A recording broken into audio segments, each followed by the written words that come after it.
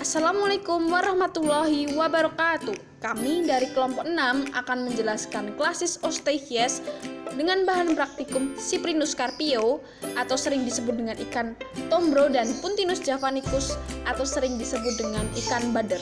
Tapi kali ini kita akan menggunakan Cyprinus carpio karena topografinya lebih jelas.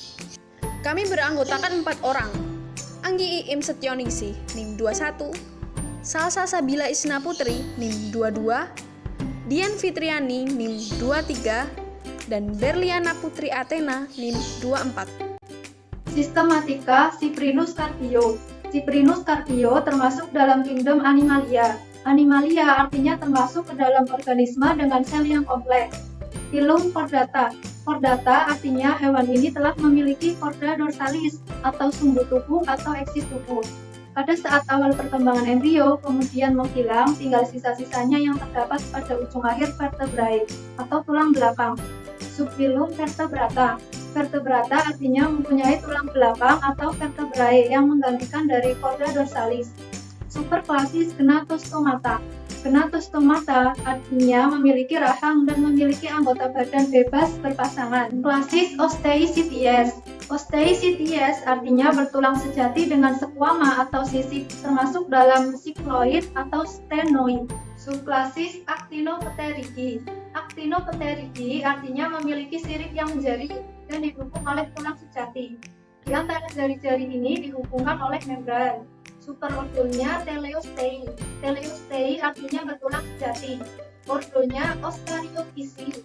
Ostariophysi artinya memiliki tulang Weber yang menghubungkan antara pneumatosid dengan alat keseimbangan. Subordo Cyprinoidea. Cyprinoidea artinya tidak memiliki gigi dan pneumatositnya itu terbagi menjadi 2. Famili Cyprinidae. Cyprinidae artinya famili ke dalam ikan air tawar yang terdiri atas golongan ikan-ikan mas atau ikan karper, ikan mas hias dan kerabatnya. Genus Cyprinus, spesies Cyprinus carpio. Nah, yang selanjutnya kita akan membahas Inspectio Cyprinus carpio. Di bagian ini dibagi menjadi 3 bagian utama. Yang pertama ada kaput, yang kedua ada truncus, dan yang terakhir ada caudal. Nah, dari gambar ini saya akan menjelaskan 3 bagian utama dari Inspectio Cyprinus carpio. Yang pertama, di daerah ini kita menyebutnya dengan kaput atau kepala. Kemudian dari daerah sini hingga sini kita menyebutnya dengan trunkus atau badan. Kemudian yang terakhir, di bagian ini kita menyebutnya dengan caudal atau ekor.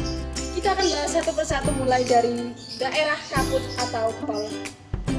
Ada rima oris dibentuk oleh maxilla dan mandibula yang terletak pada ujung rostrum.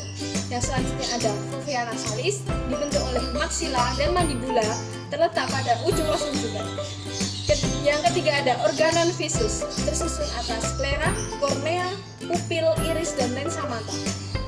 Dan yang terakhir ada apparatus opercularis. Jumlahnya ada sepasang, berbentuk sedikit setengah lingkaran dan tersusun atas bagian-bagian seperti operculum, membrana branchius tegalis, dan radii branchius. Gambar yang selanjutnya saya akan menunjukkan bagian dari kaput atau kepala.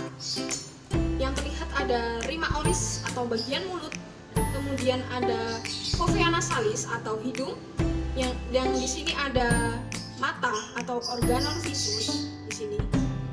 Kemudian ada apparatus opercularis, ini adalah tutup ini. Yang selanjutnya ada daerah trunkus atau badan. Pertama ada squama atau sisik berpangkal pada bagian bawah epidermis, tersusun seperti susunan genting dengan bagian caudal bebas, tulang sebagai bahan penyusunnya dengan proses ossifikasi atau penerangan, dan squama ini dianggap sebagai exoskeleton atau rangka luar. Nah, bagian pertama yang dijelaskan pada trunkus atau badan adalah squama atau sisik. Berikut saya akan tunjukkan ini yang namanya squama. Pada ikan dikenal ada 4 tipe squama, yaitu yang pertama ada cycloid, berbentuk ovoid atau sirkuler, yang mikroskop akan tampak bagian seperti garis-garis konsentris yang mengelilingi sentrum atau pusat. Jumlah garis menunjukkan umur ikan, sehingga garis-garis ini dianggap sebagai garis pertumbuhan. Dan yang kedua ada garis-garis radier. Terlihat jelas pada bagian squama yang tertutup oleh squama bagian depannya. Yang ketiga ada guanopora. Tampak mengkilat kebiru-biruan disebabkan adanya kristal-kristal guanin. Yang keempat ada sel pigmen. Berbentuk bintang mengandung melanopora atau zat warna hitam. Tipe squama ini dapat ditemukan pada sebagian besar teleostei. Selanjutnya ada senoid. Hampir sama dengan sikloid, ada perbedaan sedikit, yaitu pada bangunan seperti sisir pada sisi ini. Ditemukan pada sebagian besar teleostei. Yang ketiga ada ganoid. Tersusun atas lapisan-lapisan tulang yang diselubungi ganoid di bagian luarnya. Ganoid merupakan material menyerupai email yang dibentuk oleh corium. Squama tipe ini dapat ditemukan pada Lepidostheus osseus. Yang keempat ada plakoid. Squama paling primitif dibentuk dari lapisan dermis yang berupa lapisan dentin yang keras. Squama ini dapat ditemukan pada Squalus acanthias atau ikan hiu. Berikutnya ada linea rabellaris, yaitu garis memanjang pada bagian sisi lateral atau berikutnya yaitu linea labralis atau gurat sisi, yaitu garis memanjang pada bagian sisi lateral trunkus mulai dari kranium atau kepala sampai dengan kaudial atau ekor. Disusun dari sel-sel penyokong dan sel sensoris atau neuromas. Diinovasi oleh ramus lateralis, nervus vagus atau nervus ke-10. Linea labralis terdapat pada seperti ada garis memanjang putih-putih dari kepala sampai ekor.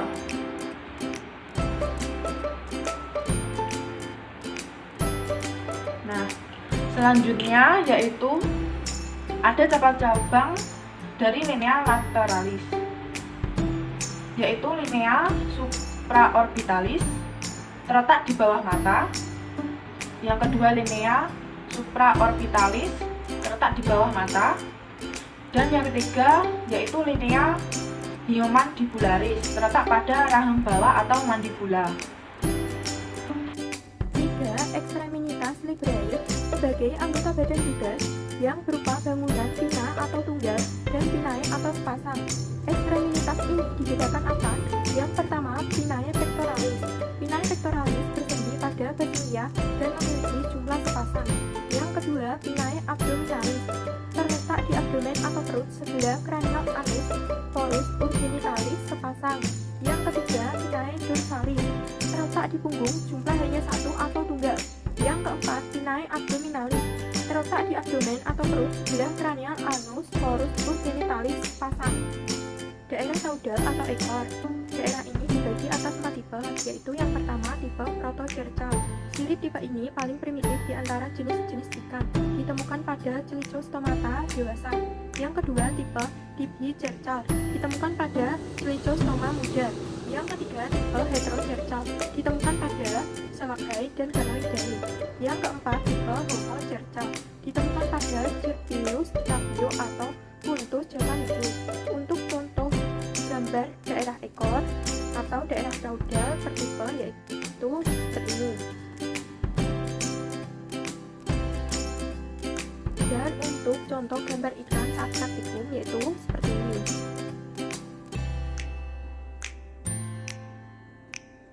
Untuk ekor ikan pada saat praktikum yaitu termasuk tipe homocercal. Sekian penjelasan dari kelompok 6. Jika ada kurang dan lebihnya kami mohon maaf. Semoga bermanfaat bagi kita semua. Wassalamualaikum warahmatullahi wabarakatuh.